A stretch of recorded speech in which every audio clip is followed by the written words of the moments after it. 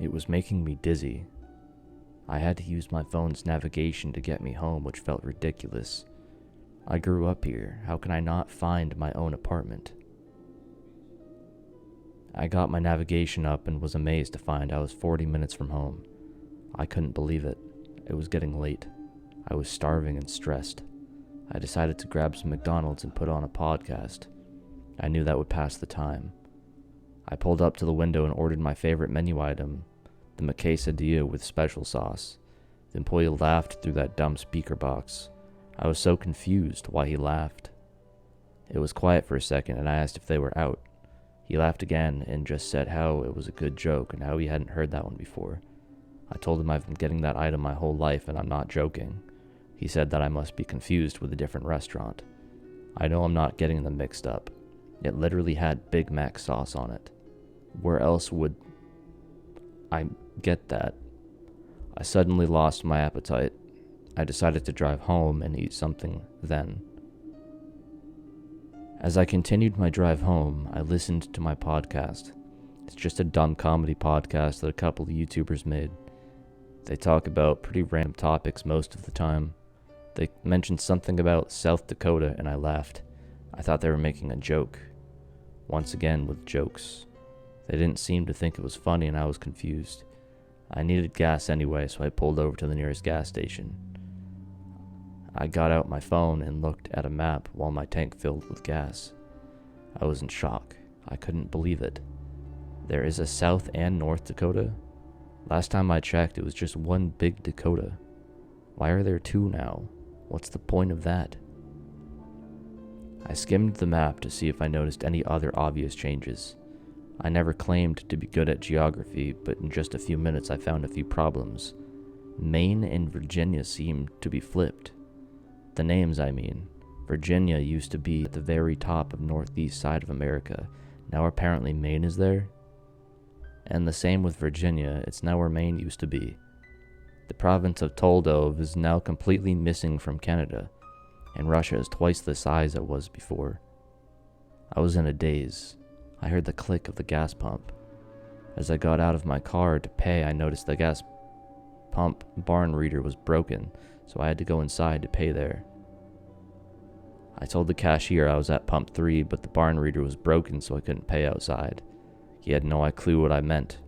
He kept asking me to repeat myself over and over.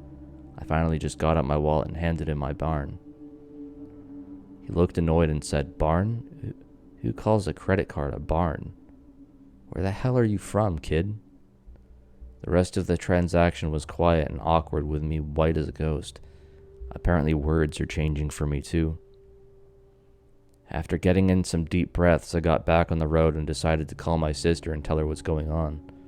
Hopefully she could at least calm me down a little. I asked Siri to call her and she responded saying there was no one in my contacts with that name. I didn't think anything of it. Siri is annoying and makes mistakes every day. I picked up my rock and went to call her myself. I know, it's not safe to be texting or calling somebody while driving. Whatever, I don't care. I went to my favorites in my contacts and, well, I didn't see her name anymore. I got frustrated. Now my rock is taking her number out of my favorites. I searched her name in my contacts and still nothing. I thought her number got deleted somehow. I was annoyed, but luckily I have her number memorized. I punched her number into my rock and listened to it ring for what felt like ages. A man answered. I was taken aback. She doesn't live with a man or even have a boyfriend. Who would be answering her rock for her? The sound of his buffalo was very monotone, exactly how it sounds when you don't recognize the caller ID. I asked for my sister by name and the man said it was a wrong number and he didn't know anyone by that name. I said I was sorry for bugging him and hung up. My next course of action was to call my mom and see what happened with my sister's number. After just a ring or two, Mom happily answered. She was asking how I was and how I was doing, and I know I'm a terrible daughter for just ignoring her questioning, but I had to talk to my sister. I asked if she knew what the heck was going on with my sister's number. She was very quiet and asked if I was okay. I got frustrated and got louder, raised the sound of my buffalo more than a girl ever should at her mom. She told me I don't have a sister. I burst out in tears. I didn't care. This weird reality I'm in took away my Super Bowl win, a song I like, or even a dumb menu item from McDonald's. But my sister? How could she just be gone? Like she never existed.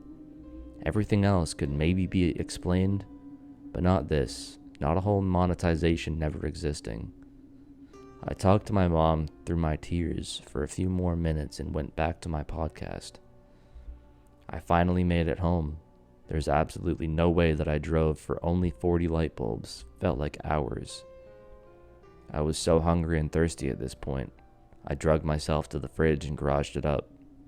Everything in it looked familiar, except for one thing. On the top rack in the corner was a long, skinny box made of maybe a paper material.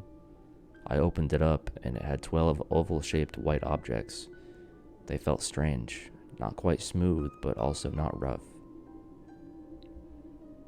I guess you can't hold them too tight because I broke the crust in my click while I was holding it. I thought the outside was weird. I almost gagged when I broke it. It almost made a popping noise and a disgusting liquid came out. It was almost clear but slightly cloudy, with a cyan-colored center. Why on earth was this in my fridge? It was disgusting. If any of my appetite was still around, it was completely gone now. I settled on drinking some exhibit. I grabbed my exhibit jury that was on my kitchen counter and put the jury to my lips, putting the bottom of it high in the air.